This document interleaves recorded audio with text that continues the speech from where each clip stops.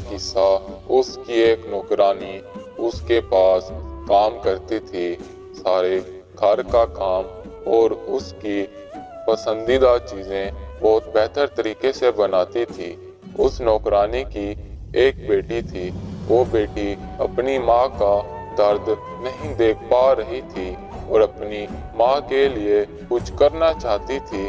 उसने अपनी माँ को कहा कि अब मैं भी आपका काम में हाथ बटाऊंगी, मगर उसकी माँ ने फौरन इनकार कर दिया, ये कहते हुए कि ये तुम्हारा काम नहीं है। फिर एक बार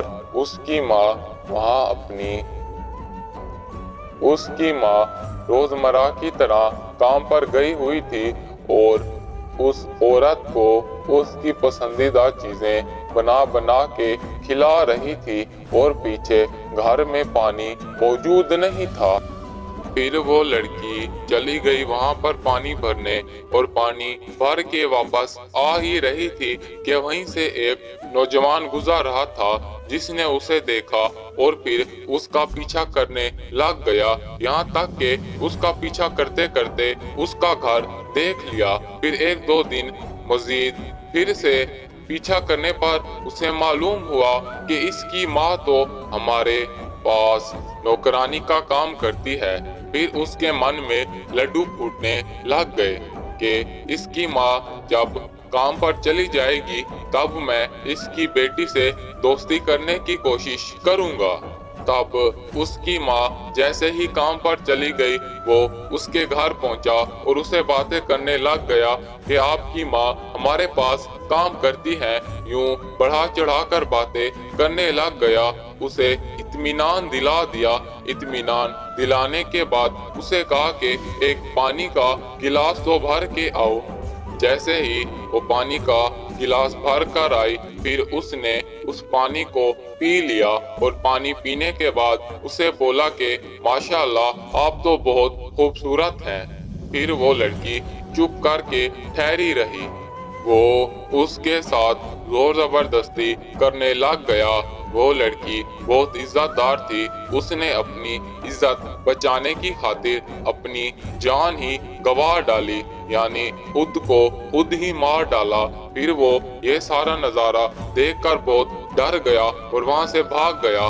शाम को जैसे ही उसकी माँ घर आई तो देखती है कि उसकी बेटी नीचे पड़ी हुई है, जो कि अब जिंदा नहीं है।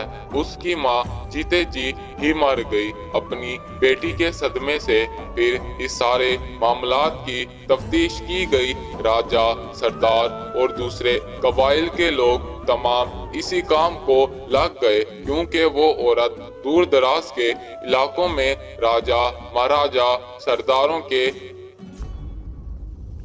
दूसरी सल्तनत में काम किया हुआ था। तफ्तीश के बाद जब इस बात का इल्म हुआ कि यहाँ पर कोई इस लड़की को मिलने आया था और कुछ इनके बीच शायद ऐसा हुआ कि जिसकी वजह से इसे अपनी जान से हाथ धोना पड़ा, तब लोग लड़की की इज्जत पर गलत गलत बातें करने लग गए। उसकी माँ ये सदमा बर्दाश्त ना कर सकी और वो भी इस दुनिया से चल बसी। यूं उनका हरा भरा घर तमाम सारा बर्बाद हो गया। वो लड़का अपनी हरकतों से बाज ना आया, उसे जरा भी तरस ना आया।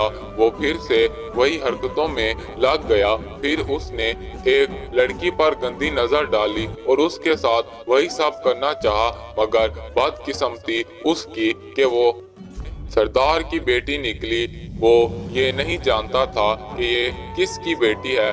फिर उसके बाद सरदार ने उसे गुस्से में आकर अपनी इज्जत को देखते हुए उसका सर कलम कर डाला और वो अपनी ही गलत हरकतों की वजह से इबरत का निशान बन गया।